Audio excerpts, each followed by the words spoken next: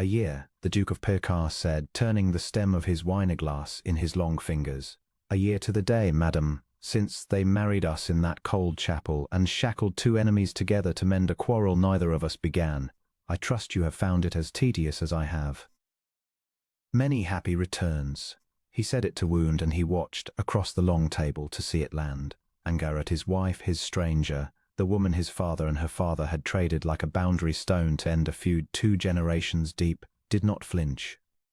She never flinched, and it maddened him more than tears would have. She only looked at him with those steady dark eyes that gave nothing away, and set down her own glass and said, in the low even voice he had come, over the year, to hate for its unbreakable calm, "Many happy returns, your grace."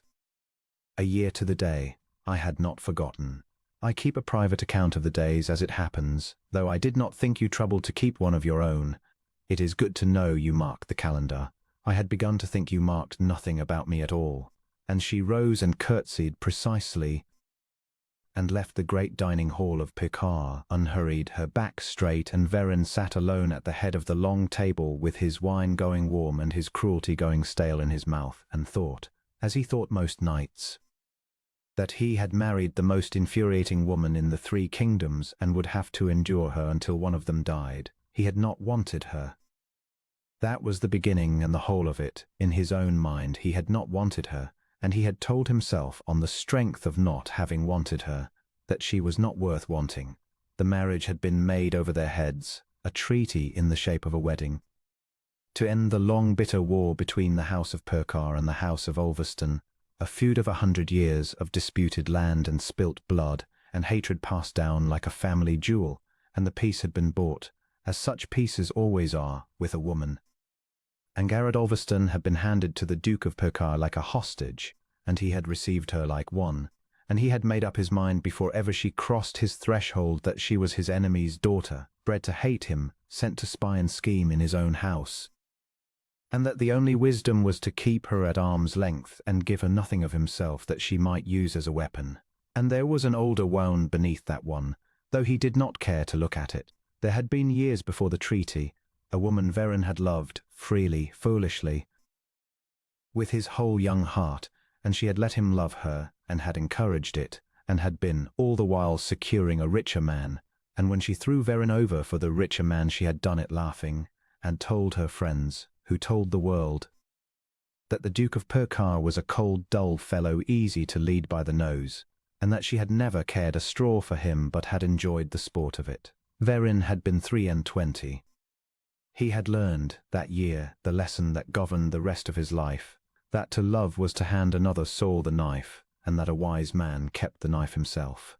And so when they married him, at 33, to his enemy's daughter, he had brought to the marriage a heart already locked and barred, and a settled conviction that Angaret Ulverston was, like every woman he had known, a schemer wearing a calm face, and that her calm was the most dangerous thing about her. For a year he had treated her accordingly. He had been unfailingly correct and unfailingly cold. He had given her the rank and the rooms and the jewels her position demanded, and nothing else. No warmth, no confidence, no companionship, no least crack through which she might reach him. He had dined with her in silence or in cruelty. He had ridden out to avoid her. He had made it plain, in 100 small daily ways, that she was a treaty and not a wife, an enemy quartered under his roof by force of politics, and that he would sooner trust a snake in his bed than the daughter of the House of Ulverston. And she had borne it. That was the maddening thing, borne all of it with a calm and a dignity that never once broke, so that he could not even have the satisfaction of seeing his cruelty work. She met his coldness with composure and his cruelty with a level courtesy that somehow always left him feeling that he, and not she, had been the smaller party to the exchange. What he did not know, what he had refused for a year to let himself wonder, was what went on behind that calm. He had decided she was empty or scheming, and had left it there, because to imagine that there might be a real woman behind the composure, a woman who felt his cruelty and endured it and did not retaliate, was to imagine something that would have obliged him to be ashamed. And Verin had had enough of shame, so he did not imagine it. He kept his knife and gave her nothing, and told himself a year to the day that he had married an infuriating stranger and would endure her, and he did not once suspect, how could he, who never looked. That the infuriating stranger went up every night to her cold rooms at the far end of the house and knelt down and prayed, among other things, for him. He would learn it that very night. He did not know it yet, sitting alone with his warm wine and his stale cruelty. But the house of Percar was old and its passages ran strangely, and a man walking late and sleepless to his library might pass, without meaning to, beneath a certain window, and hear, drifting down through the cold autumn dark, a voice he thought he knew and had never truly listened to, saying words that would take his locked and barred heart, in the space of a few sentences, break the whole of it open. He could not sleep that night of the anniversary, and near midnight he rose and went down through the dark house toward the library, meaning to read himself into some kind of peace.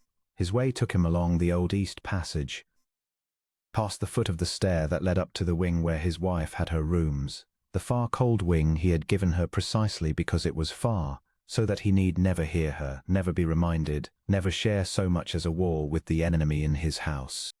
And as he passed the foot of that stair, he heard her voice. He stopped. He had not heard her voice save at meals in a year. He had arranged his life so that he would not. And here it came now, low and clear, drifting down the dark stairwell from her open door above, and his first thought, the reflexive thought of a suspicious man, was that she was speaking to someone, plotting with someone, a confederate, a spy from her father's house. He moved to the foot of the stair, silent, to catch the treachery he had always known was there. There was no confederate. She was alone, she was praying, and Verin, standing frozen at the foot of the dark stair, heard his wife pray, and what he heard unmade him.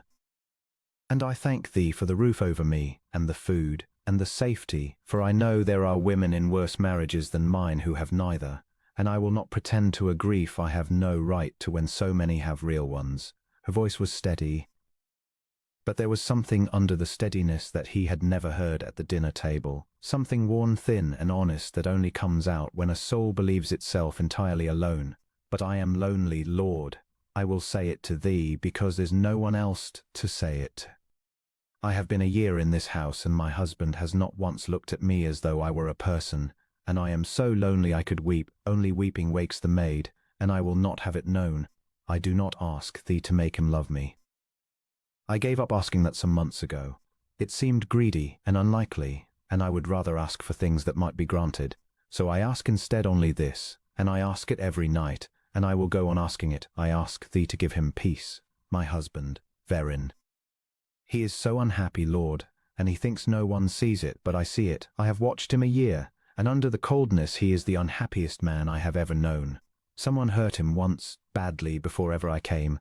I do not know who, or how, but I have seen the shape of the scar even if I have never seen the wound, and he has built a wall around it so high and so cold that he cannot get out of it any more than anyone can get in, and he is lonely inside it, lonelier than I am, and he does not even know that he is lonely, which is the worst kind.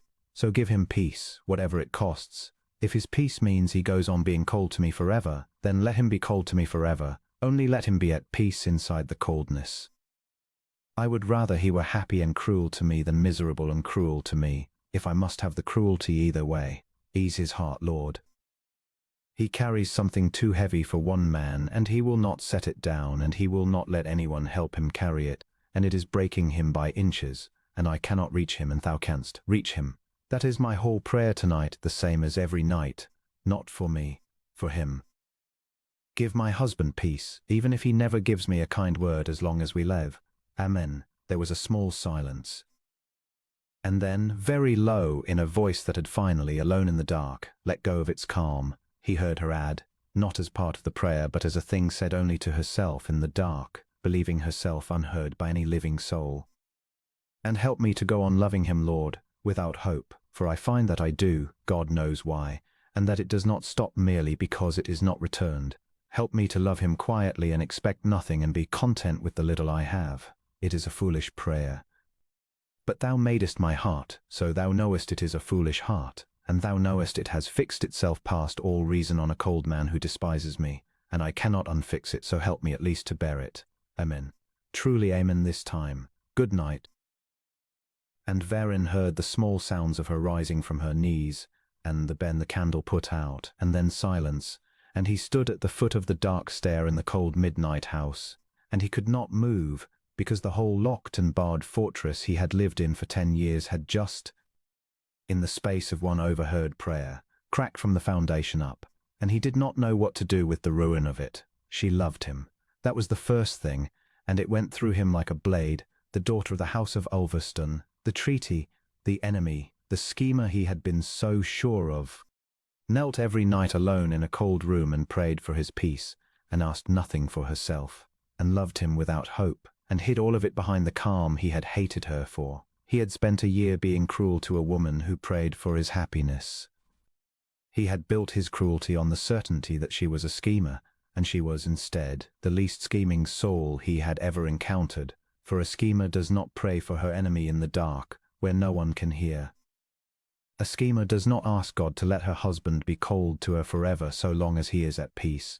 A schemer does not love without hope. He had been so certain the knife was in her hand, and she had never held a knife at all. She had held, the whole year, only a wound of her own, the wound of being married to a man who would not see her, and she had answered it not with a counter-cruelty, but with a nightly prayer for the very man who dealt it. Verin went back to his room. He did not go to the library after all. He could not have read a word. He lay awake the whole of that night with his wife's prayer running over and over in his mind. Give him peace, even if he never gives me a kind word as long as we live. And he understood, somewhere in the small cold hours, that he had been, for an entire year, exactly the thing he most despised. He had been the one laughing at the person who loved him. He had been the richer man's cruelty turned around and dealt out by his own hand to a woman who had done nothing to deserve it, but be handed to him by a treaty and love him anyway. The wound that had governed his whole life. To love was to hand another the knife. He had spent the year proving true from the wrong side of it. He had taken the knife his wife did not even know she had given him, her hopeless love, and he had used it on her, nightly, for a year. And she had knelt in the dark and prayed for his peace. He did not know how to undo a year of cruelty, and he was wise enough, at least, to understand that it could not be undone in a morning. A man who has been cold for a year can arrive at breakfast suddenly warm without the warmth ringing false, or worse, frightening, for Angera did not know that he had heard her, and to her a sudden thaw would seem inexplicable, suspicious, perhaps even cruel in a new way, a game. So Verin did not fling open his heart at breakfast, did something harder and slower and more honest. He began quietly, without announcement, to pay attention. He had never once in a year truly looked at his wife. He looked now, and looking he began to see the woman he had refused to see. And to see, too, everything she had been doing in his house that he had been too locked in his own grievance to notice, exactly as another cold duke in another cold house had once failed to notice the quiet works of the woman he called furniture. He saw that his household was not the frightened, miserable machine it had been when he was a bachelor, and had not been for months, and that he had never wondered why. He saw that the servants, who had feared him and served him grimly, now moved through the house with an ease that had come from somewhere, and the somewhere, he understood with a slow shame, was Angarad, that she had, over the year he ignored her, quietly won and warmed his whole household, learned the servants' names and troubles, softened the hard corners of his cold house, and done all of it without a word to him, expecting no credit, because he had made it plain he wanted nothing from her. He saw that the tenants on the Pirkar land, who had been neglected during his long, grim widowerhood of the heart, had been visited and helped and known by her, riding out alone while he avoided her, doing the work of a duchess in a duchy whose duke would not so much as speak to her.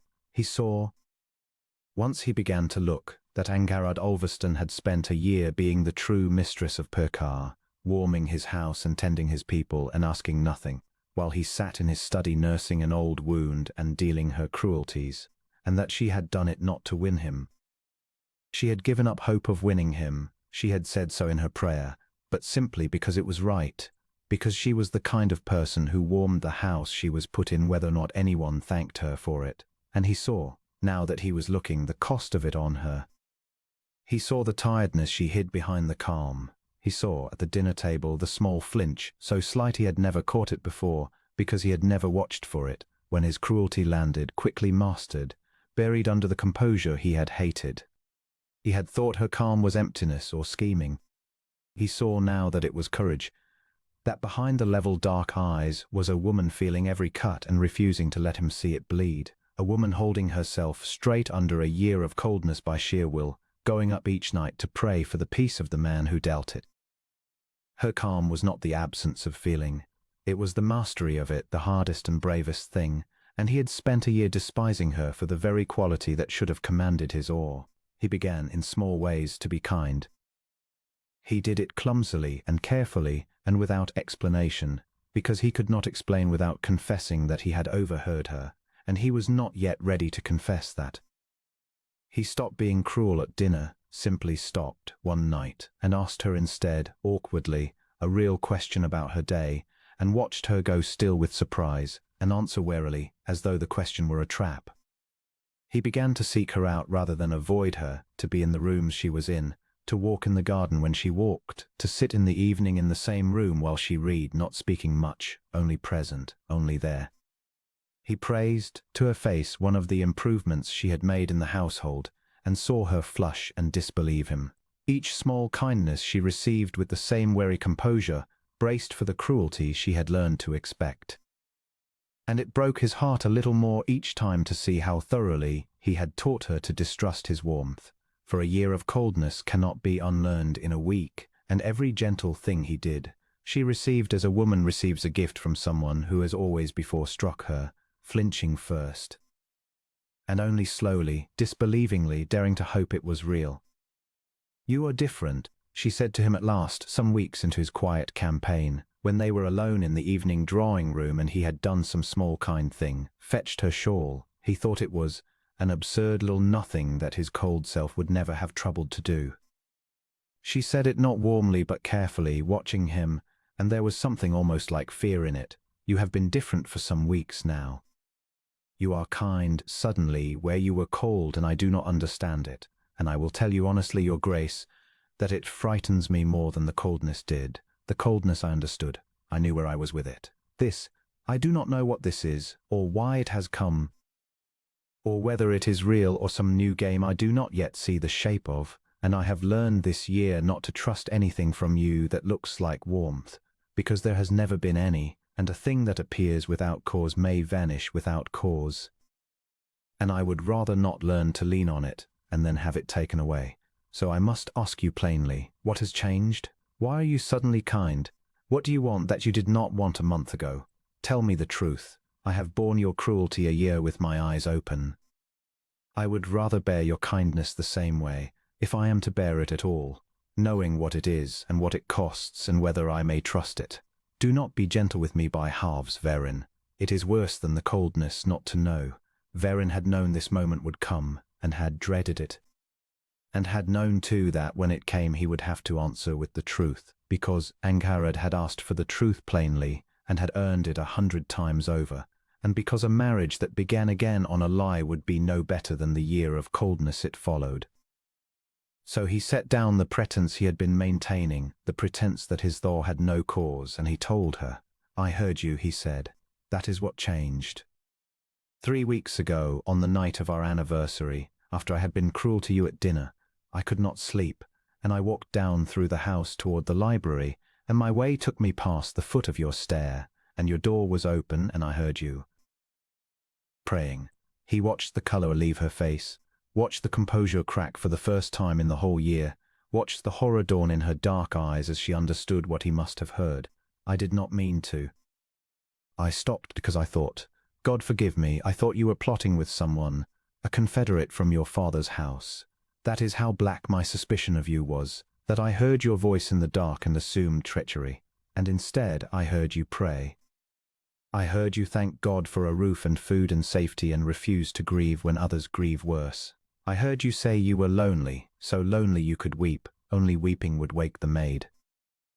And I heard you pray, not for yourself, not for my love, which you said you had given up asking for as too greedy and unlikely. I heard you pray for my peace.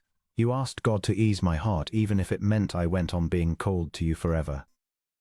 You said you would rather I were happy and cruel than miserable and cruel, if you must have the cruelty either way. And then his own voice failed him, and he made himself go on. And then, when the prayer was done, believing yourself entirely alone, You asked God to help you go on loving me without hope. Because you found that you did, God knew why, and it did not stop merely because it was not returned. Angharad had risen. She stood by the fire with her back half turned, her hand pressed to her mouth, and he saw that she was trembling, the unbreakable calm gone entirely now. Shattered by the knowledge that the one private thing she had, the prayer she had believed sacred and unheard, had been overheard by the very man it concerned. You heard that, she whispered. You heard all of that. The loneliness, the loving you.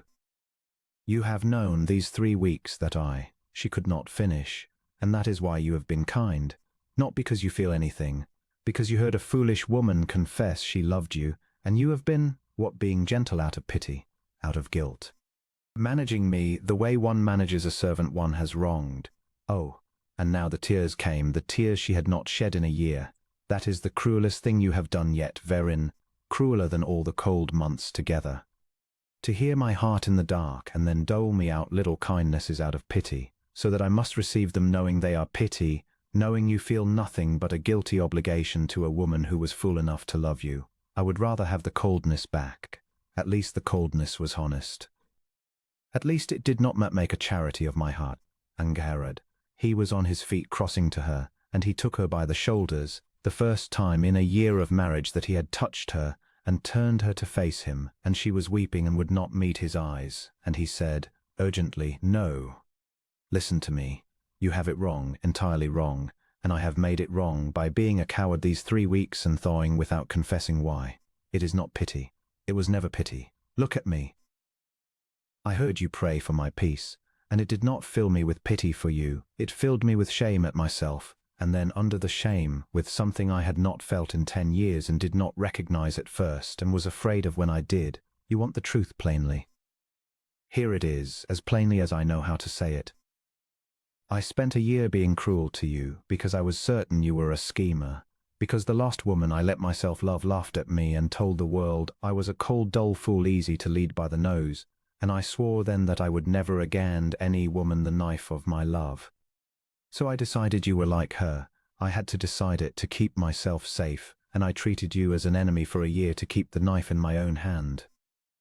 And then I overheard you in the dark, praying for the peace of the man who had been cruel to you all that while, asking nothing for yourself, loving me without hope, and I understood all at once that I had been so busy guarding against the knife that I had become the knife.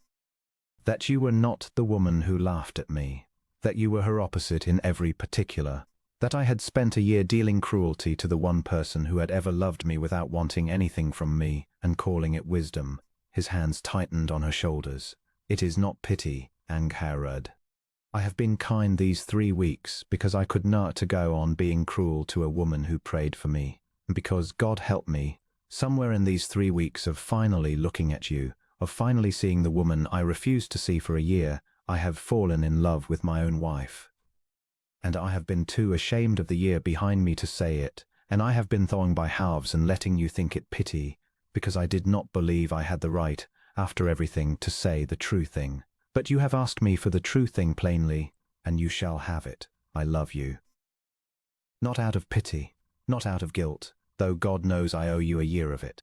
I love you because you are the bravest and kindest soul I have ever known, and I have wasted a year being too wounded and too proud and too frightened to see it, and I do not deserve you, and I am telling you anyway. Because you asked, and because you have had enough of not knowing where you stand, and I will not leave you in the dark 1 hour longer. She did not believe him. That was the thing Verin had not fully reckoned with, that a year of cruelty is not answered by a single confession, however true, and that a woman who has trained herself for a year to expect nothing does not simply, on the strength of one speech by a fire, let down the whole defense she has built to survive. You say that, Angharad said, stepping back out of his hands, wiping her eyes, and her voice was steadier now, but there was a new hardness in it, the hardness of a woman protecting herself. You say you love me. And perhaps you believe it tonight, in this moment, moved by an overheard prayer and a guilty conscience.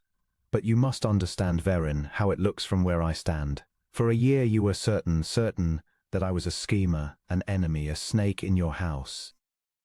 You built that certainty out of nothing but your own old wound.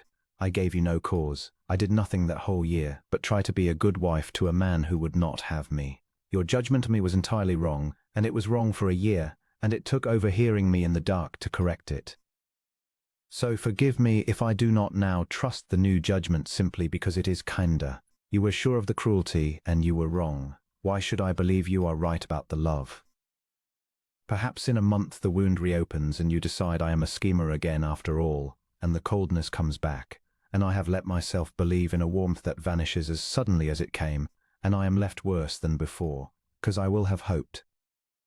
I told God I had given up hoping because hope was too dangerous. I meant it. I cannot afford to hope, Verin. I am not being cruel to you.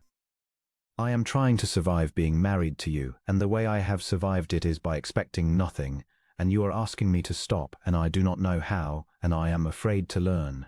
Verin stood very still and took the blow, because he saw that it was just. You are right, he said quietly.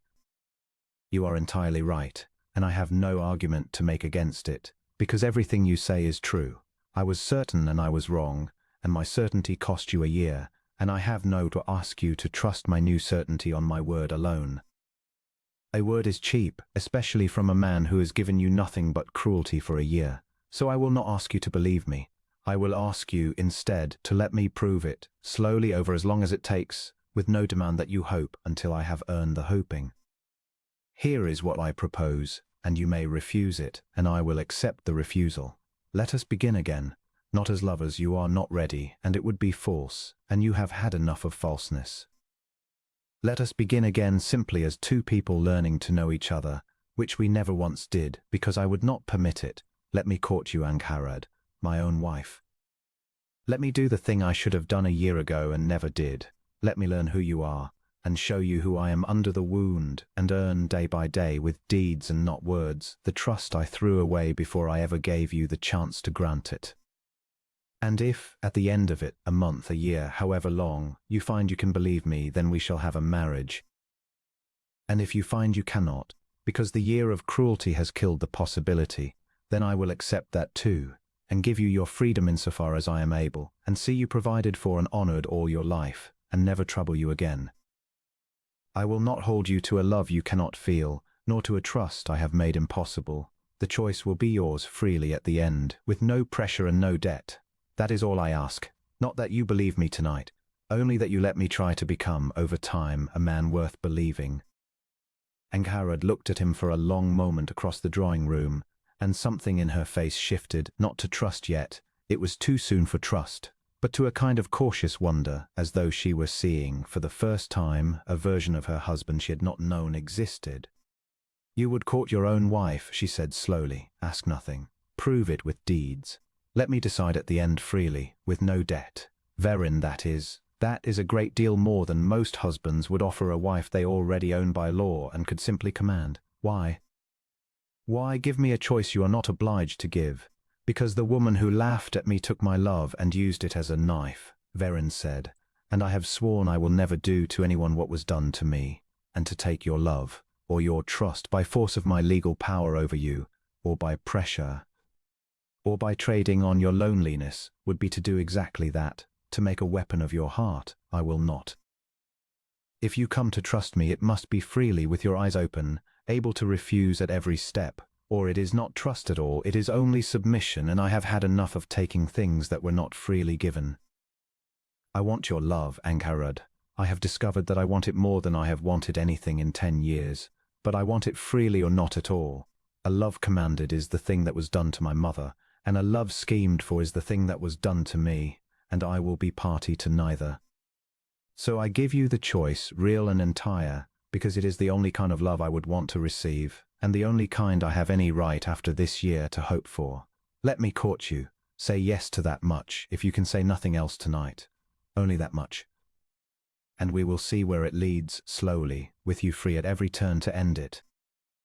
And Angharad, who had prayed for a year for this man's peace and asked nothing for herself, looked at the husband who was offering her, at one thing she had never dared pray for, a free choice, and time and deeds instead of words, and she said in a low unsteady voice, yes. To that much, I can say yes to that much. Court me then, Verin. Prove it. I make no promises about the end. I dare not. The year has made me too careful. But I will let you try, and I will watch with my eyes open, as I have watched everything this year, and we shall see whether the man under the wound is a man I can believe. It is more than I hoped for when I knelt down last night. It is a very great deal more. Do not make me sorry I said yes to it. And so the Duke of Pokar set about courting his own wife, and it was the strangest and most humbling labor of his life, because he had to woo a woman who had every reason to distrust him in his own house, under the eyes of servants who had watched him be cruel to her for a year, and he had to do it slowly with deeds, expecting nothing, braced always for the careful refusal that was her right. He began with the thing she loved best, which he had never troubled to learn until he began, at last, to look the land. He had discovered, in his weeks of finally paying attention, that Angharad rode out to the tenant farms not from duty, but from love, that she had a real gift for it, that the people of Pokar had come to trust her in a year more than they had trusted him in 10. So he asked her, one grey morning humbly, if he might ride out with her, not to oversee, not to command, but to learn, because she knew his own people better than he did, and he was ashamed of it and wished to mend it. And Angharad, wary, agreed, and they rode out together. And Verin watched his wife among his tenants and saw what she was, and let them see him defer to her, and learned the names she had learned, and began, under a quiet tutelage, to be to his own people that she had spent a year being the Duchess too. It changed things between them, that shared work, in a way that no confession by a fire could have, for there is a particular intimacy in laboring side by side at a thing you both love, and it grew between them slowly over the grey autumn and the hard winter, riding the boundaries together, sitting up together over the accounts of the estate, planning the spring repairs, arguing, for she had strong opinions and he found, to his surprise, that he liked them, about drainage and rents and the mending of the almshouse roof, and in the labour, the wariness between them thinned day by day, not because either of them willed it, but because it is difficult to remain guarded against a person you have spent a whole cold morning helping pull a mired ewe out of a ditch, both of you soaked and laughing despite yourselves. The year's careful distance forgotten for an hour in the shared muddy absurdity of it, he did not press her. That was the discipline of it, and it cost him, for having discovered he loved her he wanted, with a young man's impatience, to be believed and loved in return at once.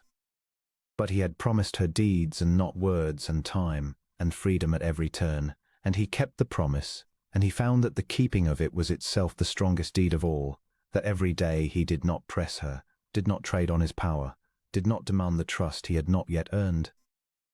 Angharad watched him not press her, and it did more to persuade her than any pressing could have.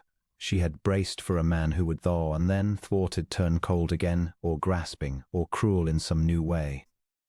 And instead she got a man who courted her patiently through a whole winter and never once demanded a return, and the patience itself, week after week, began to do what his words could not. It began to make her believe. "You have not tried to kiss me," she observed one evening in the early spring, when they sat together over the estate books in the warm study that had once been his cold retreat from her. She said it not coyly but thoughtfully, watching him, the way she watched everything. "In all these months of courting me, you have been kind and patient, and you have worked beside me and deferred to me and made me laugh, which I did not think you capable of. But you have not once touched me beyond what courtesy requires, nor asked to. A husband has the right. You have never used it this whole year and more, but a courting man usually tries at least to steal a hand, and you have not. Why? Do you not? Is it that you do not?" She stopped and something uncertain crossed her face. "I am not fishing for compliments, Verin. I am genuinely asking. You say you love me, but you keep such a careful distance that some nights I wonder whether the love was a thing you talked yourself into out of guilt, and whether under it you still find me, the enemy's daughter, the treaty, the woman you were sure was a schemer. Tell me the truth. Why do you not touch me?" "Because I have not earned it," Verin said simply. "Angharad, I took a year of your life by cruelty. I will not take your body, or even your hand, by anything less than your free glad wanting of it. I keep the distance because the distance is yours to close, not mine. Because after a year of a man forcing coldness on you, the last thing I will do is force warmth, and any touch I took before you freely offered it would be a forcing, however gentle. It is not that I do not want to.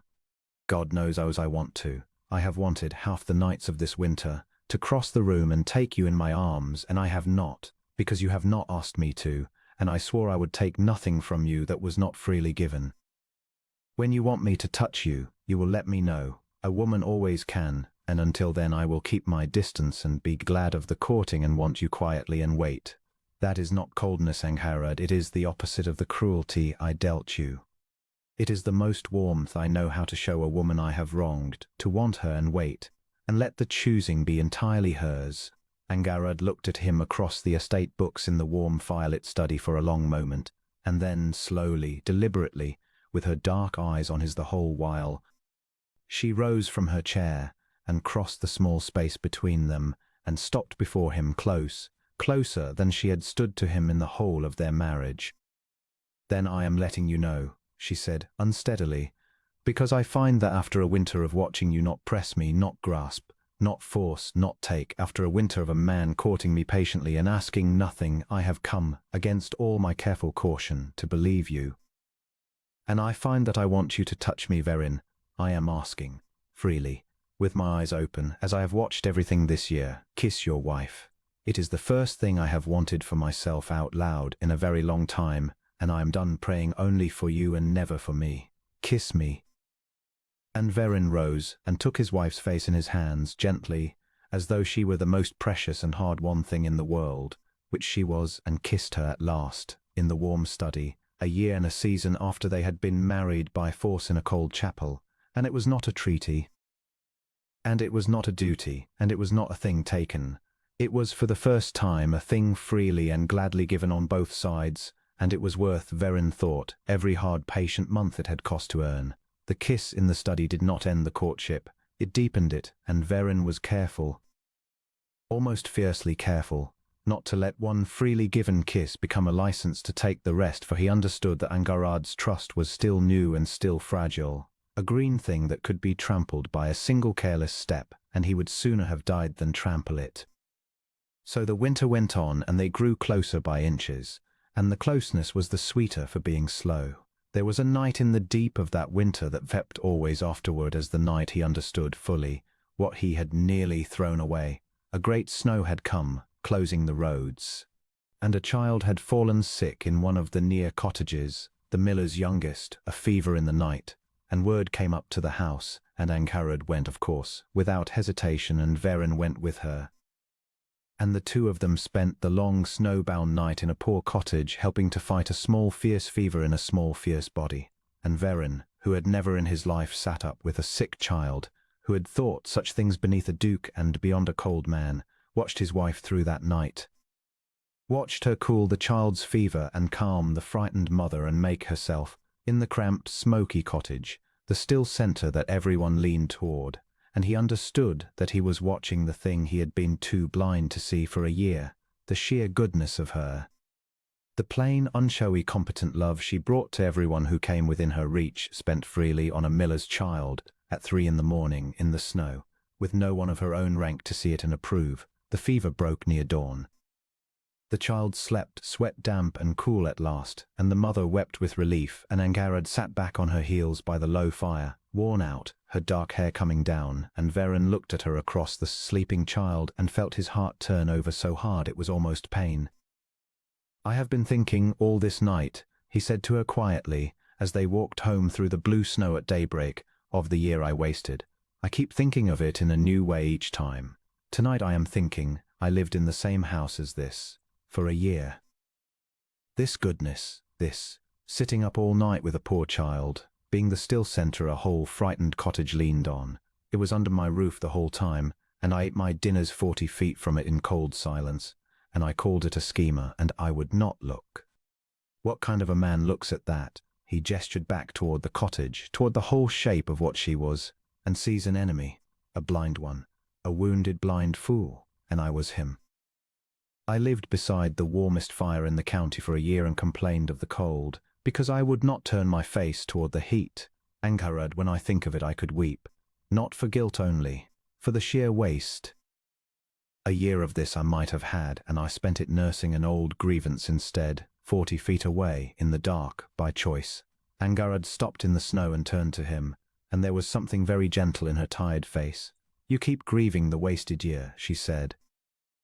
"You have grieved it a dozen ways now, and I want to tell you to stop, not because it was not a waste, it was, because grieving it is only another way of living in it.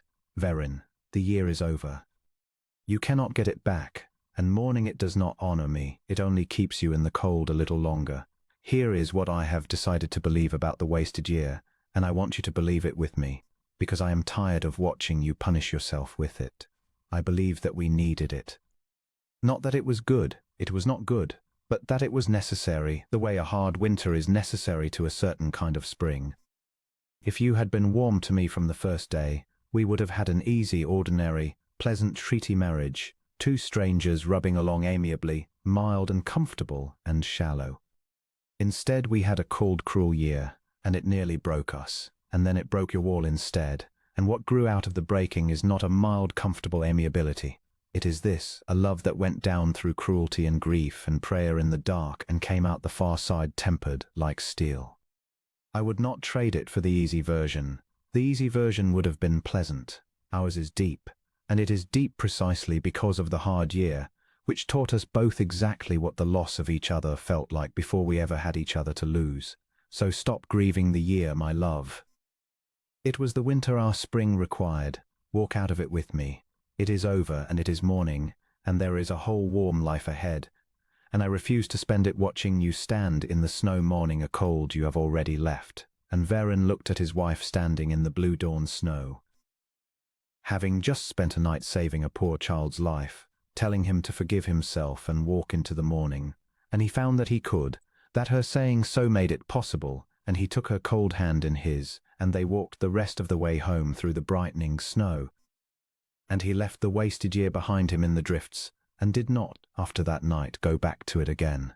That night, for the first time, they talked as married people talk who have finally stopped being strangers, late, by the fire, with the guards down. And Verin told her the whole of the old wound, not in fragments as before, but entire, because he had come to understand that she could not fully trust the man until she understood the whole of what had made him, and because he wanted, for the first time in 10 years, to be fully known. He told her about the woman. Her name had been Lucinda, and he had been 23, and she had been beautiful and clever and older than her years in the way of women who have decided early to make their beauty pay. He had loved her with the whole undefended heart of a young man who had not yet learned that hearts could be used against him. She had let him love her, had encouraged it, had let the whole county believe they would marry, and had been all the while negotiating a better match. An older, richer man, and had thrown Verin over the moment the richer man declared himself, and had done it not with regret but with amusement, and had told her friends, laughing, that the young Duke of Pekar was a cold, dull, earnest fellow, easy to lead by the nose, and that she had never cared a straw for him, but had found the sport of his devotion diverting while it lasted. And the friends had told others, and it had gone round the county as a joke, the cold, dull Duke who had been played for sport, and Verin at 23 had had to walk into rooms knowing that everyone in them was laughing behind their fans at the fool who had loved a woman who despised him. I did not recover from it, he said low, into the fire. I do not mean I pined for her. I saw what she was quickly enough, and the love turned to ash within the month. I mean I did not recover from the lesson of it. I learned at 23 that to love is to hand another soul a knife, and that the world will laugh while she use it, and I built my whole life on that lesson. I never let myself love again. I grew cold on purpose, deliberately, as a fortress is built on purpose. And when they married me to you, to my enemy's daughter, a treaty, a woman I was told to distrust, I brought the whole fortress with me. And I was almost glad of the excuse, because a wife I could tell myself to hate was a wife who could never do to me what Lucinda did. I made you into her, Angharad, in my own mind. I needed you to be a schemer so that I could stay safe behind my wall, and I treated you as one for a year, and the whole time you were her exact opposite, kneeling in the dark praying for my peace. That is the wound, and that is what it did to us. And I tell you the whole of it now, because I want you to know precisely the fool and coward you have married, so that if you choose to trust me you do it with your eyes fully open, knowing I once let a shallow woman's cruelty govern 10 years of my life and nearly cost me the truest thing in it. Angharad was quiet a long while. Then she said, "Thank you for telling me the whole of it. It changes nothing about the year. The year was still cruel, and you were still wrong. But it makes the cruelty a grief instead of a mystery, and a grief I can forgive where a mystery I could only fear. You were hurt young, and you built a wall, and I had the misfortune to be handed to the man behind the wall as the very kind of thing he was most walled against. It was no one's fault and everyone's, and I am done being angry at it." She turned to him. "And since you have given me the whole of your wound, I will give you the whole of mine, for I have one too. And you have never once asked what this treaty cost me, and it cost me a great deal. You have thought, this year, of what it was to marry the enemy's daughter. Have you once thought of what it was to be the enemy's daughter, to be the one traded? I was not consulted, Verin, any more than you were. I was told. My father called me into his study when I was 23 and informed me that I was to marry the Duke of Perkar to end the feud. That it was my duty to my house, that 100 years of Ulverston blood and honour depended on my going quietly to the bed of the man whose family had killed my great-uncle in the last outbreak of the quarrel. I was given to my family's enemy to be a hostage for their good behaviour.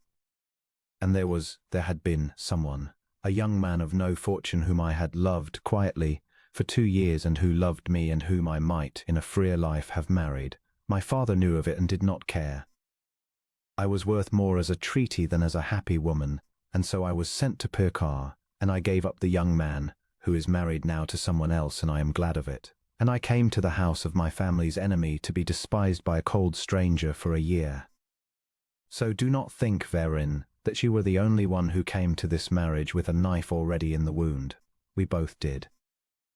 We were both sacrificed, you to your father's treaty and I to mine, you carrying Lucinda's cruelty and I carrying a lost love and a lifetime of being told that my whole worth was to be spent ending a quarrel I did not begin.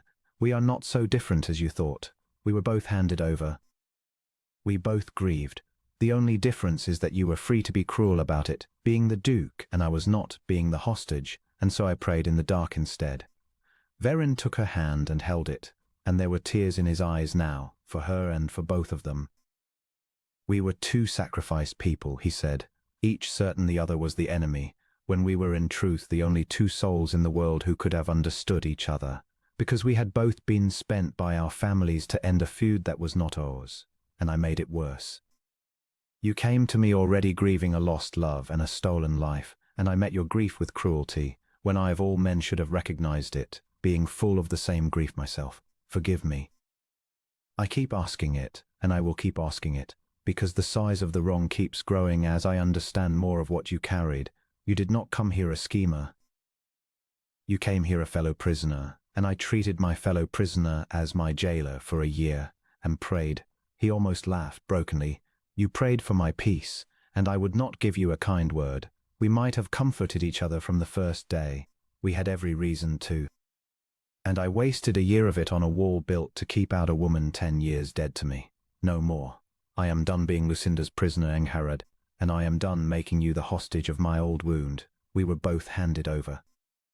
Let us, from tonight, hand ourselves back to each other freely, the one free choice left to 2 people who were given no others. It is the only revenge worth taking on the fathers who traded us. Let us be happy. It would enrage them both, I think, to see the treaty turn to love.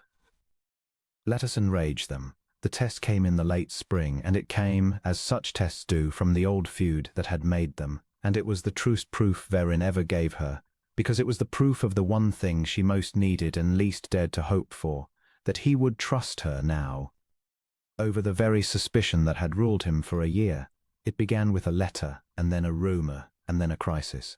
The House of Ulverston, Angharad's family, had never truly made peace.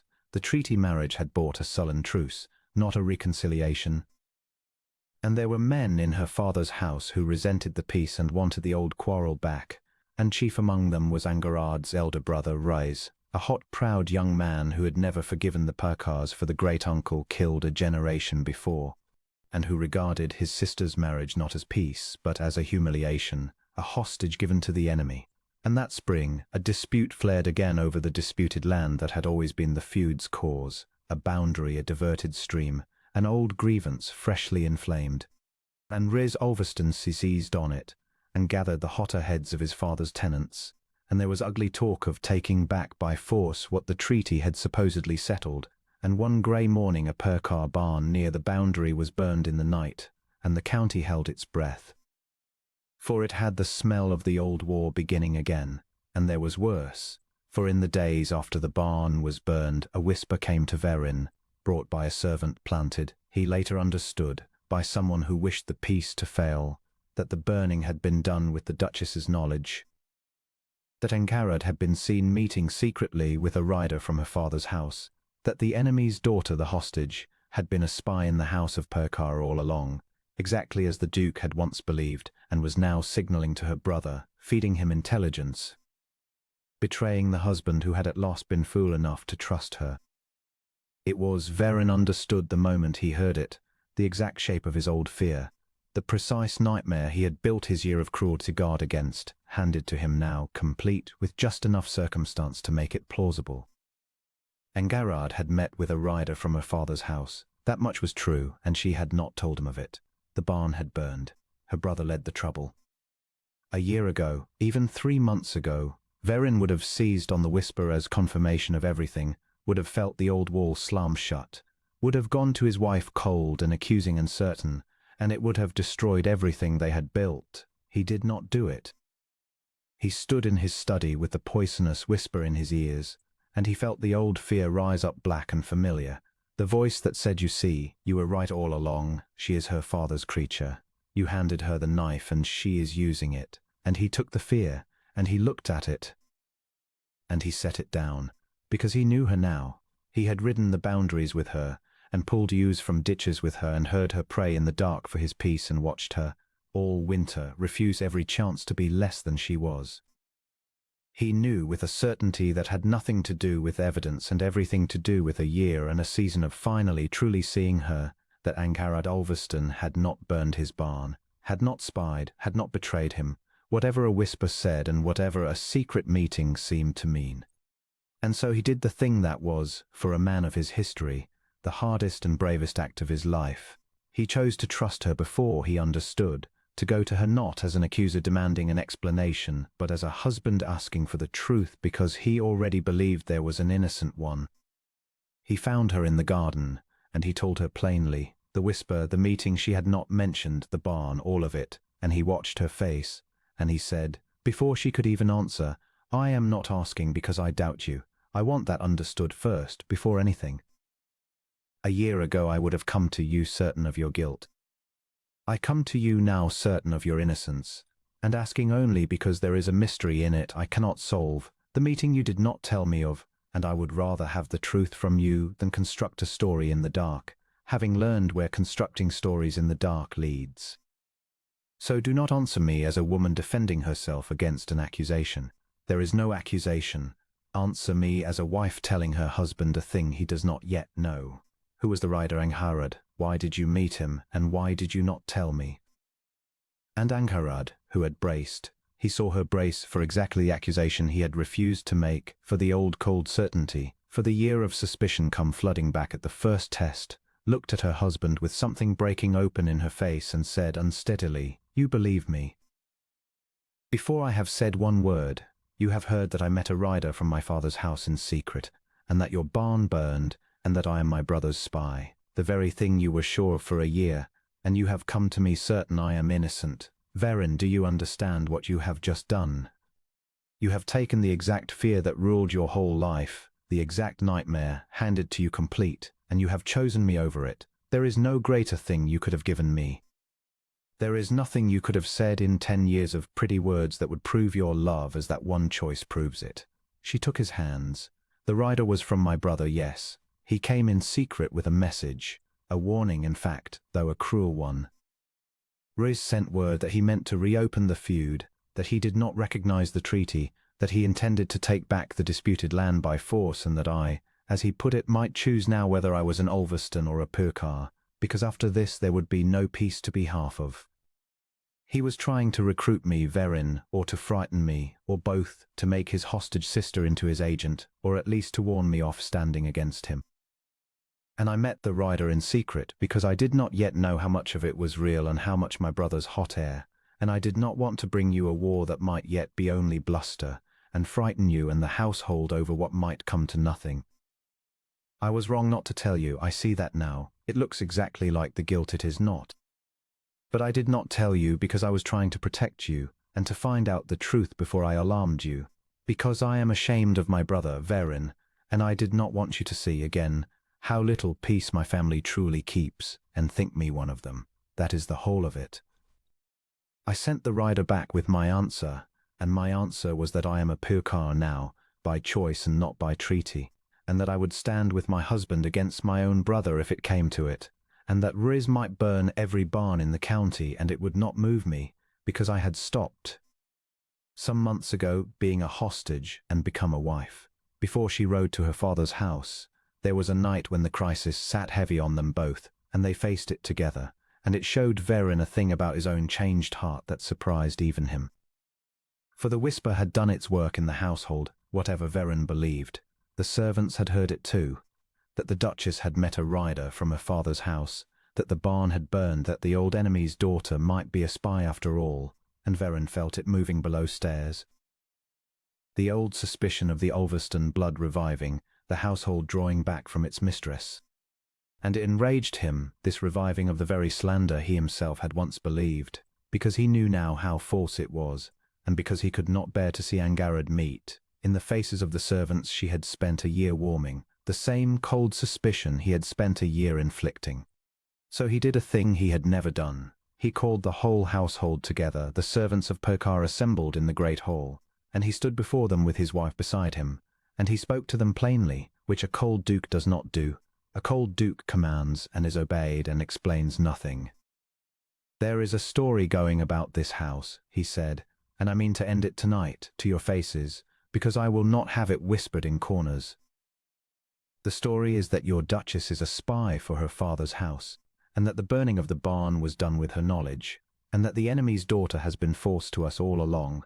I know you have heard it. I know some of you have half believed it, and I do not blame you, for I once believed it myself. I believed it for a whole year, and treated her accordingly, and I was wrong, wholly and shamefully wrong, and it is the greatest regret of my life. So let me tell you what I know, who have watched her longer and closer than any of you.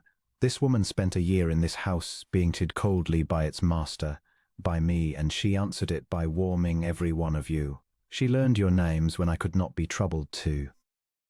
She sat up with your sick and helped your struggling and softened this cold house until it became a home, and she did it while I gave her nothing, expecting no thanks, because it was her nature. That is not a spy. A spy does not love the household she means to betray. And when her own brother sent to her in secret, trying to make her his agent against us, do you know what she answered him?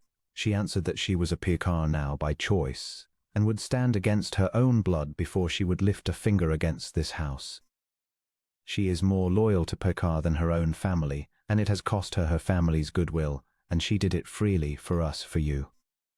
So the next person who whispers that your Duchess is false will answer to me for it, not because I command your silence, but because you owe her better, all of you, and so do I, and I am done letting an old poison spread in my house.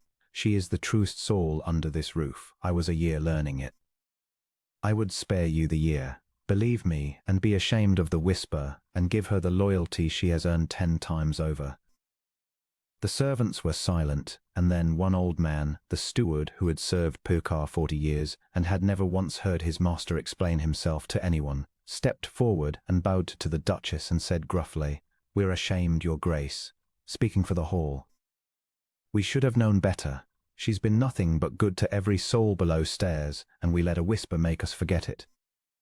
It won't happen again." And there was a murmur of agreement, real and warm, and the poison went out of the household as quickly as it had come, killed by the one thing that could kill it, which was the master himself standing up for his wife before them all. Afterward, alone, Angarad said to him, wonderingly, "You stood up before your whole household and defended me. You explained yourself to your servants, you, who never explain anything. You told them you were wrong, for a year, in front of everyone. Verin, do you understand what that cost a man of your pride? You laid down your dignity publicly to protect my name. A year ago you spent your dignity being cruel to me before the county. Tonight you spent it defending me before your household. It is the same coin, spent two opposite ways, and the difference between the two is the whole distance you have travelled. She took his hands. I was going to ride to my father's house frightened, I think, underneath. I am not frightened now. A woman whose husband will stand up before his whole household and stake his pride on her truth can ride into any enemy's parlour unafraid, because she knows exactly what she is worth and exactly who stands behind her. You have armoured me, Verin, better than any escort of men could have. I go to my father tomorrow carrying the knowledge that the Duke of Percar told his own servants I was the truest soul under his roof. There is no feud in the world that can stand against a woman armoured like that. Thank you. Whatever happens in that parlour, thank you. You gave me back my worth tonight, in front of everyone, and I will carry it into my father's house like a shield. The feud did not reopen in the end, and it was Angharad who closed it, not Verin, though he stood ready to defend his land with every man he had, but Angharad, who understood her own family as no Percar ever could, and who did the thing that a hostage would never do, and only a free woman who had chosen her side could. She rode to her father's house. She would not be dissuaded. Verin wanted to send men with her, an escort, a show of force, and she refused. If I come with your men at my back, she said, I come as the Duke of Percar's emissary, and my father and brother will treat it as an act of the enemy, and it will make things worse. I must go alone, as myself, as an Ulverston by blood who is a Percar by choice, and speak to them not as a treaty or a hostage or an envoy, but as a daughter and a sister who has come to tell them, to their faces, that the war they want is a fool's war, and that I will not be a party to it. It is the one thing I can do that no one else can, and I can only do it alone. Let me go, Verin. Trust me one step further than you have already trusted me. Let me go and end this. And he let her go, which cost him, for he had only just won her, and the thought of her riding alone into the house that had bred the burning of his barn was a torment. But he had learned that to love her was to trust her, and to trust her was sometimes to let her do frightening things, and so he let her go. And it was the second great proof of his changed heart, that he did not clutch or forbid or send men to shadow her, but let his wife ride out alone to do the brave necessary thing only she could do. What passed in her father's house she told him after. She had stood before her father and her hot proud brother and the gathered malcontents, and she had not pleaded, she had not wept, and she had told them the truth in a voice that did not shake, that the feud had already cost her house everything it was ever going to gain, and one dead great-uncle a generation back, and now her, given away to end it, that the disputed land was not worth one more burned barn, let alone one more grave, that she had gone to Percar a hostage and had found there, against all expectation, a good man and a home and a life, and that she was not ashamed to say she had come to love her husband and would not lift a finger against him, and that if Riz wanted his war he might have it, but he would have it without her, and against her, for she would stand with Percar, and she would tell the whole county why. That the peace had made her happy, and the war would make everyone wretched, and that a man who burned barns to feed an old grudge was not a hero of his house, but a danger to it. And she had looked her brother in the eye and dared him, before their father and all the tenants, to go on, to reopen 100-year feud over a boundary stream, and be known forever as the man who chose blood over the peace his own sister had bought with her life. And Raz, hot as he was, had not been able to do it, not with his sister standing there, having named the thing plainly, not with the tenants shifting uneasily, not with his own father old and tired of the quarrel, looking at his daughter with a dawning shame. The war had gone out of the room. It had needed the cover of grievance and honour to burn, and Angharad had stripped the cover off it and shown it for what it was, a proud young man's tantrum dressed as a cause, and in the plain light of her telling it could not survive. You ended 100-year feud, Verin said to her when she came home, safe, tired, having done the thing no army could have done, with a speech in your father's parlour alone, unarmed. You did what a generation of treaties and marriages and den could not do. You made the peace real not by force, but by standing in the middle of the quarrel and refusing to let anyone pretend it was noble. Angharad, I have commanded men in the field, and I tell you that what you did took a courage I am not sure I possess. You rode into your enemy's house, your own family's house, which is a harder enemy than a stranger's, and you closed the war with the truth. There is not a soldier in the kingdom who could have done it. It wanted exactly you. An Ulverston they could not dismiss as an enemy, a Pukar they could not command as a daughter, a free woman who had chosen her side and would say so to their faces. The treaty made a truce. You made a peace. And you made it because you stopped being the thing they traded and became a person who chose, and the choosing is what ended it. Because a 100-year feud can survive treaties, but it cannot survive one of its own hostages standing up and refusing out loud to hate. Angharad leaned against him, worn out, and said, I could not have done it a year ago. I want you to understand that. A year ago I was still a hostage in my own heart, still half an Ulverston, waiting to be despised, expecting nothing, praying only for your peace and never for my own happiness.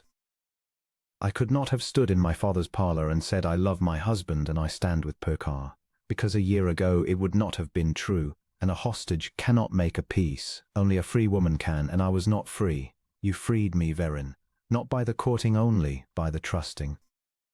When you came to me in the garden certain of my innocence, when you let me ride to my father's house alone, when you chose me over the very fear that ruled your life, every one of those was a key, and one by one they unlocked me, until I was free enough at last to stand in the middle of my family's war and end it. I did the brave thing in my father's parlour, but the bravery was yours first. You trusted me into being a woman who could be trusted. And that, I think, is the whole secret of it, that we do not become trustworthy and then get trusted. We get trusted by someone brave enough to risk it, and the being trusted is what makes us trustworthy. You risked me, and I became worth the risk. There is no greater gift one soul can give another. You gave it to me after a year of giving me nothing, and it made me free, and a free woman ended your war. So it was yours all along, the peace. I only carried it into the parlour. There came a night, not long after the peace, when Verin found himself again on the old East Passage, late sleepless, but not with the sleeplessness of grief this time, rather the wakefulness of a man too newly and unaccountably happy to want to waste the hours in sleep. And his way took him, as it had a year before, past the foot of the stair that led to his wife's rooms. Only she did not have those rooms any more. The cold far wing stood empty. She shared his own rooms now at the warm heart of the house, and had for some weeks. So the stair was dark, and the door at the top of it was shut, and there was no voice drifting down. He stood at the foot of it anyway, remembering. He remembered the night a year past when he had crept to this spot suspecting treachery and had heard, instead, a woman praying in the dark for his peace, asking nothing for herself, loving him without hope. He remembered how it had unmade him. And he thought of how far they had come from that night, the whole slow patient winter of courting, the kiss freely given in the warm study, the whole of both their wounds laid bare. The feud ended in her father's parlour, and he found that he wanted, suddenly and fiercely, to do a thing he had never done in his adult life, and he went to find his wife to do it. She was awake, reading, in the warm lamplight of their rooms, and she looked up when he came in and smiled. She smiled easily now, where a year ago she had only ever been calm, and said, "You could not sleep." "Neither could I. Come to bed, it is late." And Verin came and sat on the edge of the bed, and took her hand and said, "Angharad, I want to ask you something, and it is a strange thing to ask, and you may say no. That first night, the night I overheard you, you prayed for my peace. Every night, you said.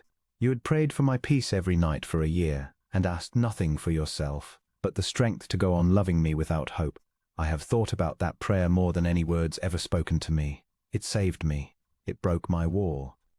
And I have never once, in my whole cold life, prayed for anyone. I gave up God about the same time I gave up love, at 3 and 20 in the same bitter season. But I find tonight that I want to.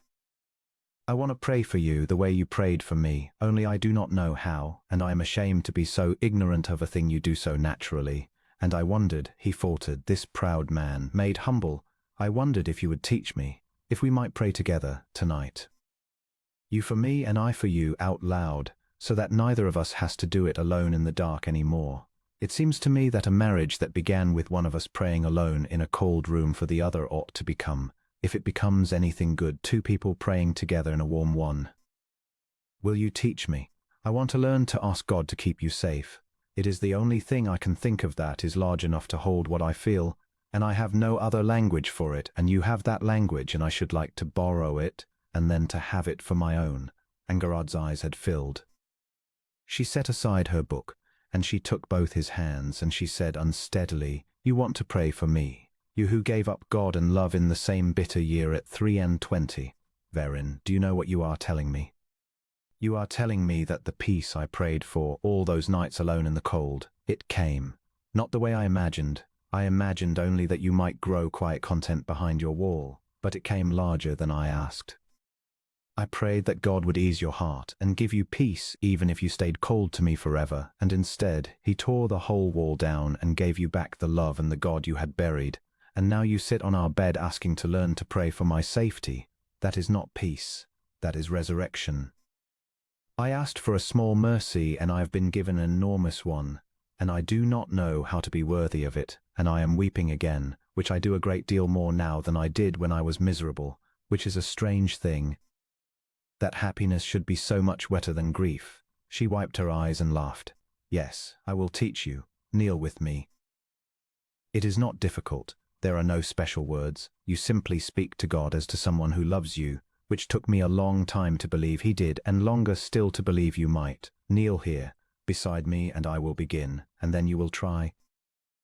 And we shall be two people praying together in a warm room, exactly as you said, which is, I think, the loveliest thing anyone has ever proposed to me. And I have had a duke propose marriage, though badly by treaty, so I have something to compare it to." And the Duke and Duchess of Pekar knelt down together beside their bed in the warm lamplight, and Enguerrad prayed first aloud, gladly this time, not the lonely prayer of a hostage in a cold wing, but the full-hearted thanksgiving of a woman whose impossible hope had been answered past all asking. And then Verin, haltingly, ashamed and moved and stumbling over words he had not used since boyhood, prayed for the first time in 10 years, prayed for his wife, for her safety and her happiness, thanked God clumsily for the overheard prayer that had saved him, asked forgiveness for the wasted cruel year and helped to spend the rest making up for it. And when they had done, they knelt a moment longer in the lamplight, hands joined, and neither of them spoke, because there was nothing left that needed saying. The marriage that had begun with one soul praying alone in the dark for the other had become, exactly as he had wished, two souls praying together in the light, and the long cold treaty had turned, against every probability and every wound, into the truest thing either of them had ever known. The county, which had married them off as a treaty and then watched the barn burn and held its breath for the old war, found itself over that summer obliged to revise the whole story, for the war did not come, and the disputed land was quietly settled by lawyers rather than by fire. And old Lord Ulverston, tired and shamed by his daughter's stand, came at last stiffly to dine at Pekar, the first Ulverston to break bread in that house in 100 years. It was not a warm reconciliation. Some feuds do not become friendships, only truces that hold. But he came, and he ate at his enemy's table, and he watched his daughter, whom he had traded like a boundary stone and not once thought of since, move through the great house of Pekar as its beloved mistress, easy and glad, and he watched the cold Duke of Pekar, of whom all the county had been afraid, follow his wife with his eyes across the room like a man who could not believe his luck. And old Lord Ulverston went home that night, Enguerrad told Verin after, and wrote her the first letter she had ever received from her father that was not an instruction, a short, awkward, wholly unprecedented letter, in which he said, in the stilted language of a man who had never learned to say such things, that he was glad she was happy, that he had not expected it, that he had done his duty by his house in marrying her off, and had not considered at the time that she was a person to whom things happened, and that he was sorry for it a little now, seeing her, and hoped she was well. He apologized, Enguerrad said, wondering, holding the letter, in his way. My father, who traded me without a thought, has looked at me happy and been sorry he did not think of my happiness. It is a small thing and 30 years too late, and I find I am absurdly glad of it. The peace you and I made did not only end the feud Verin, it reached my father. He saw a treaty turn to love, and it shamed him into becoming, for one letter at least, a father. Grace spreads, I think. We were both handed over, and we chose each other instead of the hatred we were bred to, and the choosing has rippled outward to the household, to the tenants, to the feud, and now even to the hard old man who began it all. That is more than I ever prayed for. I prayed only for your peace. And the peace, once it came, could not be contained. It has warmed half the county.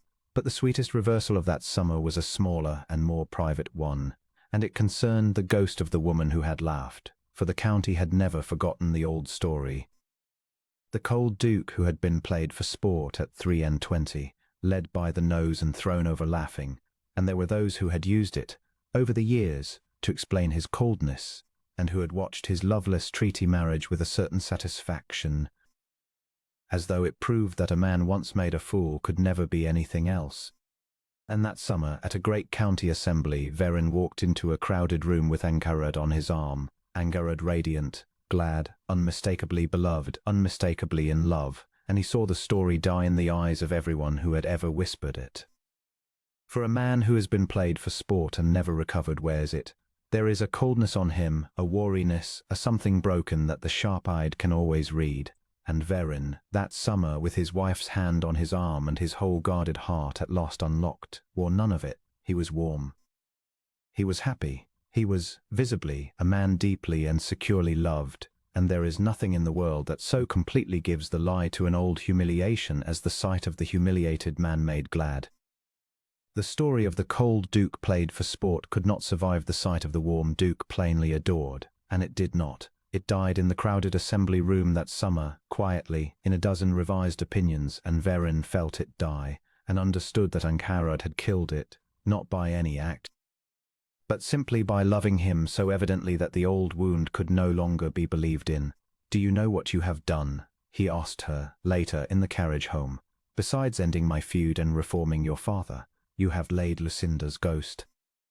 10 years I carried it, the story of the fool who was laughed at, and it governed everything, and I could not put it down, because it was true. I had been that fool. And tonight I walked into a room full of people who have told that story about me for 10 years, and I watched them stop believing it all at once, because they could see plainly that I am loved.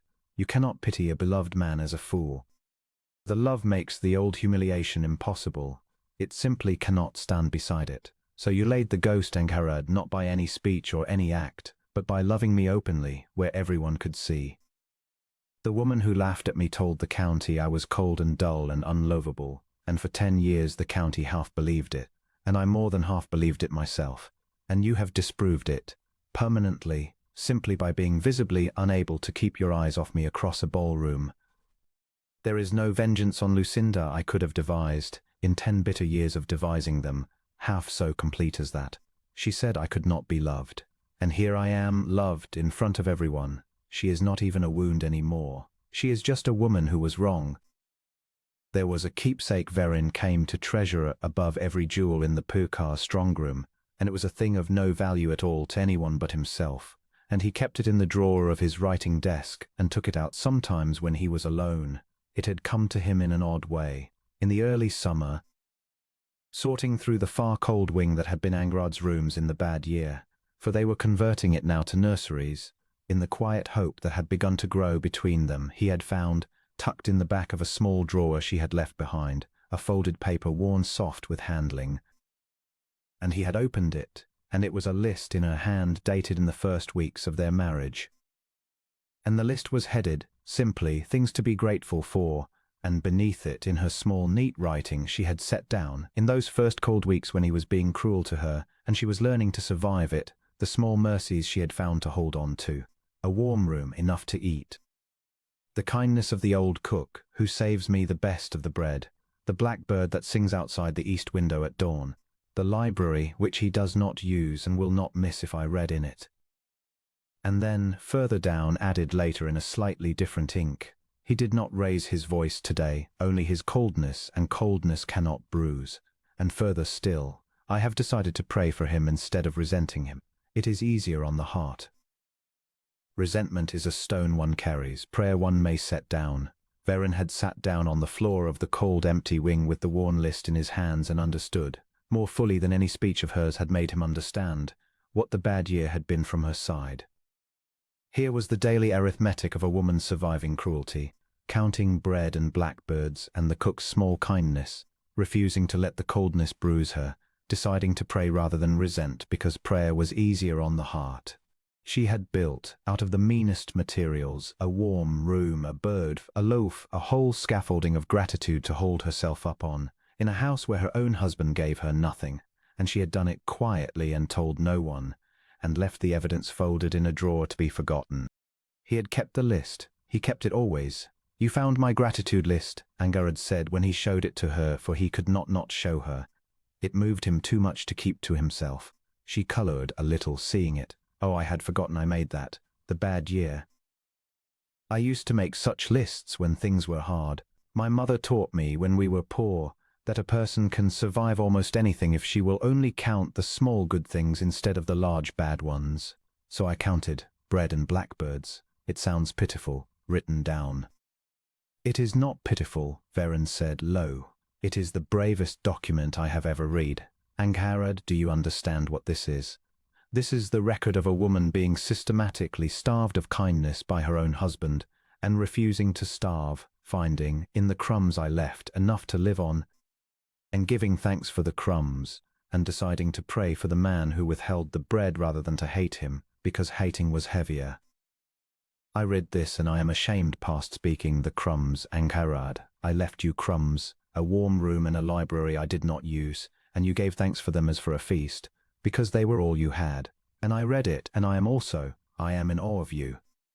Because a lesser soul would have starved on those crumbs, or turned bitter, or hard, or vengeful. And you took a warm room and a blackbird, and the cook's spare bread, and you built a life out of them, and kept your heart soft in a cold house, and came out of the bad year not bitter but whole, ready to love me the moment I gave you the smallest reason. This list is why. This is the discipline that saved you, and that when the wall came down was ready and waiting to save me too.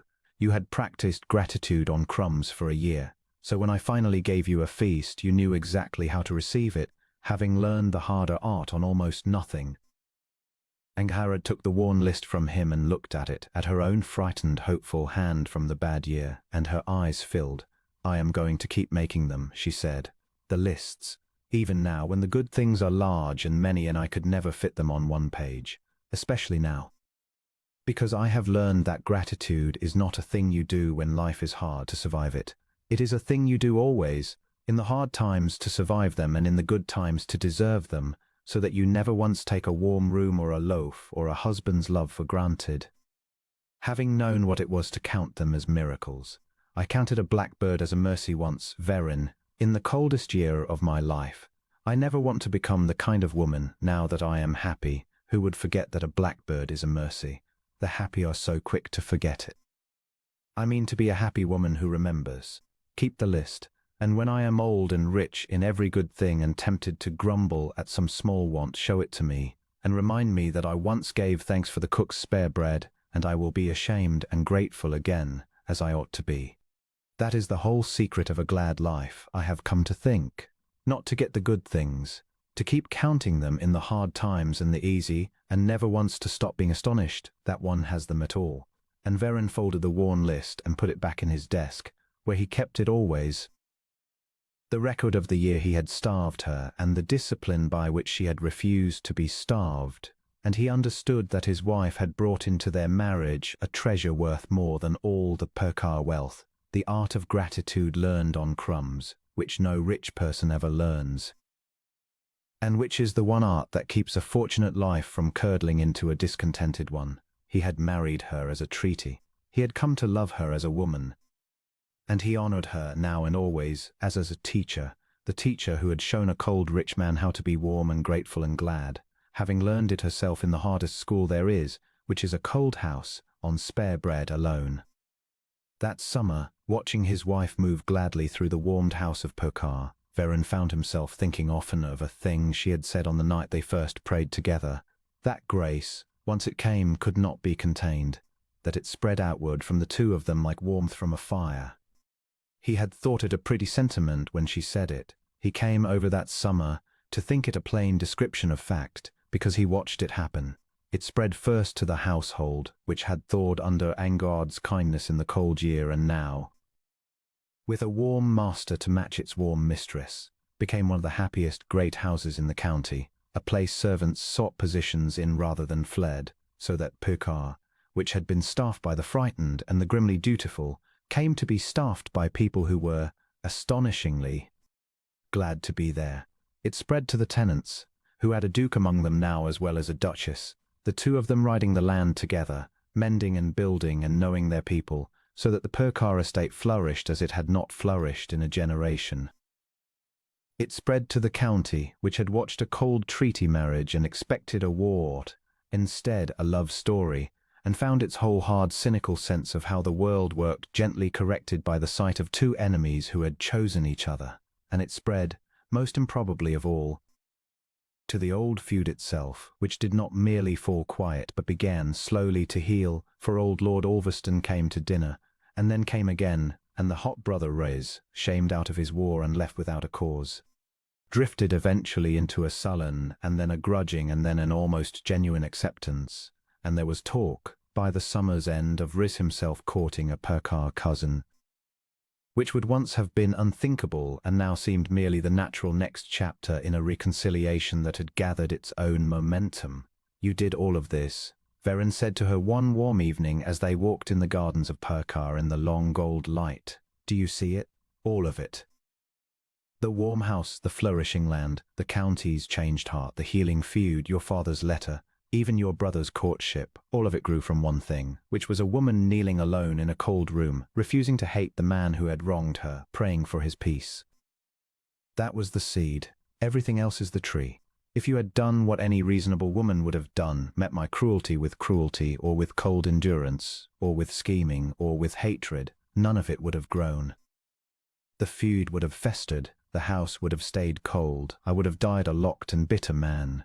Instead, you refused to hate me and prayed for me, and it broke my wall, and the breaking let everything else in.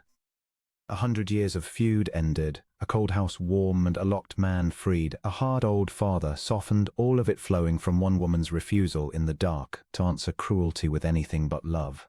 I used to think power was the ability to command.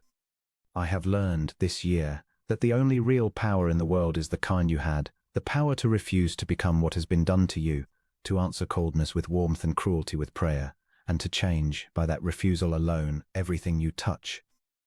You had no rank, no freedom, no army, no weapon. You were a hostage in an enemy's house, and you were the most powerful person in the whole county because you would not hate, and it turned out that not hating, held to long enough, is stronger than any feud.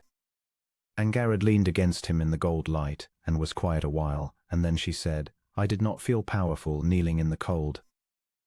I felt like the weakest creature in the world, a traded woman in an enemy's house, expecting nothing with only my prayers, which felt like the last resort of someone with no other resource left. I prayed because I'd do nothing else. It was weakness, not strength, or so it felt. And that is the thing I have learned, Verin, that I did not know before, and it is the opposite of what the world teaches. The world says the strong prevail.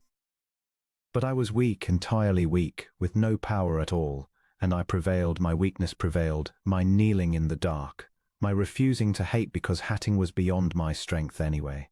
It was not that I was strong enough to love my enemy. It was that I was too weak to do anything but pray, and the praying, which was the act of the most powerless creature in the house, turned out to be the one thing that could break down the wall that all your power had built and could not break. The strong build walls. The weak sometimes, if they will not hate, bring them down. I do not fully understand it, but I have lived it, and so have you, and I have come to think it the truest thing I know, that there is a kind of strength that only the powerless have access to. The strength of refusing to answer harm with harm, and that it is stronger in the end than all the walls and armies and cold pride in the world. You were the powerful one, Verin, and you were locked in a fortress you could not escape. I was the powerless one, and I was free, because I would not hate. And in the end my freedom reached in and unlocked your fortress, and set us both loose. That is not my doing. That is grace, working through the weakest available instrument, which is generally the way it prefers to work, or so I have come to believe. I only knelt down. Grace did the rest. On the 2nd anniversary of their wedding, 2 years to the day since they had been shackled together in the cold chapel to mend a quarrel neither had begun. The Duke of Pekar came down to dinner and found the great dining hall changed. Overheard had done it, quietly, as a surprise. The long cold table at which he had once, a year before, wished her many bitter happy returns, was set not for two people at its distant ends, but for two people side by side at its warm middle close, with candles between them, and the whole hall was bright and full of flowers, and there was— he saw a small private smile on his wife's face as she watched him take it in. "A year ago tonight," she said when he came to her, "you sat at the head of this table and turned your wine glass and told me it had been a year of tedium and wished me many happy returns, and meant it to wound, and it did, though I did not let you see. And I went up to my cold rooms and knelt down and prayed for your peace, believing you would never give me a kind word as long as we lived. I have been thinking of that night all day. And I wanted tonight to make a new memory strong enough to lie down over the old one, so that when we think of our anniversary we need not think of the cold table and the cruel toast, but of this, of two people side by side in a warm hall, gladly. Sit down beside me, Verin. Turn your wine glass if you like, but this year wish me the truth." And Verin sat down beside his wife at the warm middle of the long table where he had once been cruel to her, and he took up his wine glass, and he turned the stem in his long fingers exactly as he had a year before. And he looked at her, and he said, not to wound this time, but with his whole undefended heart, 2 years to the day since they married us in that cold chapel, and shackled two enemies together to mend a quarrel neither of us began. And I will tell you the truth of those 2 years, Overheard, since you have asked for it. The first was the worst year of my life, and it was my own doing entirely, a year I spent being cruel to the best soul I have ever known because I was too wounded and too proud and too frightened to see her. And the second was the best year of my life, and that was your doing, a year in which a woman who had every reason to hate me chose, instead, to let me court her and trust her and learn her and love her and become, under her patient teaching, a man worth being married to. Many happy returns, my heart. I meant it cruelly a year ago. I mean it now with everything in me. May we have 40 more, and may every one of them be like the second and none like the first, and may I spend all of them making up for the year I wasted and thanking God.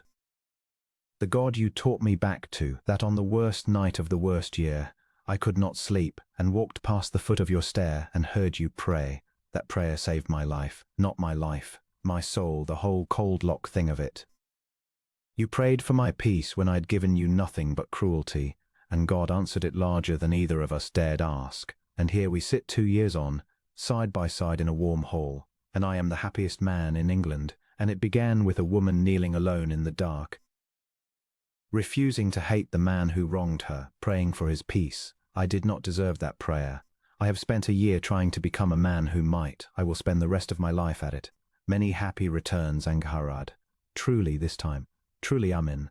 And Overheard, who had prayed 2 years before for nothing but that this cold man might some day know peace, looked at her husband turning his wine glass and wishing her the truth, and understood that the peace had come and had brought love with it, and had spread from the two of them outward to a household and a county and a 100-year feud and even a hard old father's heart, and that it had all begun, exactly as he said, with a woman refusing in the dark to hate.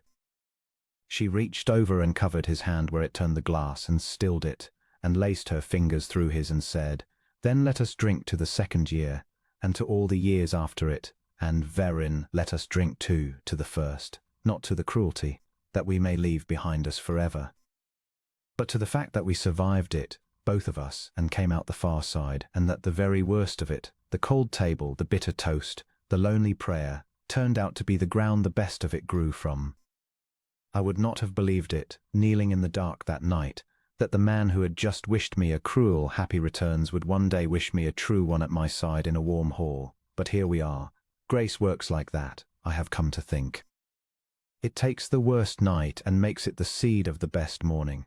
Our marriage began in a cold chapel by force, and it should by every reckoning have stayed cold, and instead it has become this. So let us drink to all of it, the cold beginning and the warm now, for the one grew from the other. And I would not trade our hard, strange road for the easiest happy marriage in the kingdom, because ours we had to fight our way into, And a thing fought for and chosen is worth 10 things simply given. To us, Verin, to the treaty that turned to love, to the worst year that made the best. To all the many happy returns still to come,